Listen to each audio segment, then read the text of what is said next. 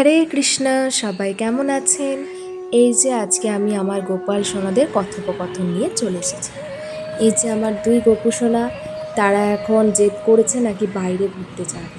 চলুন ওদের কথাগুলো শুনে নেওয়া যাক, ওরা কি কথাবার্তা বলছে দুই ভাই মিলে। চল চল দাদা, আজকে ঘুরতে যাবি? কোথায়? কোথায় যাবি তুই?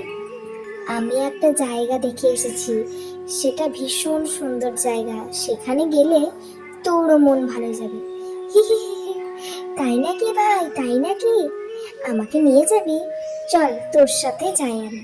চল চল দাদা, আমার সাথেই চল তাহলে। আমি যেদিকে রাস্তা দেখাবো সেই দিকেই যাবি কিন্তু, বুঝতে পারলি? একদম এদিক ওদিক যাবি না, তাহলে মা বলবে দেখো ছোট ভাইয়ের কথা শুনে দাদা চলে গেছে। না না ভাই, কেউ জানতে পারবে না আমি চলে এসেছি, তুই চলে আয় তাড়াতাড়ি। কি মজা তাই না আজকে? দাঁড়া দাঁড়া, আমার খুব হাসি পাচ্ছে, হি হি হি হি, একটু হেসে নি। এই তো, বাহ, সত্যি জায়গাটা ভীষণ সুন্দর। বাহ, এখানে তো একটা দেখছি লাকি ব্যাম্বো গাছও রয়েছে। বাহ, দাঁড়া একটু ভালো করে দেখি তো। অনেক দিন ঘুরতে আসিনি জায়গাটা, বল। তুই সত্যিই ভীষণ সুন্দর জায়গায় আমাদেরকে নিয়ে এসেছিস।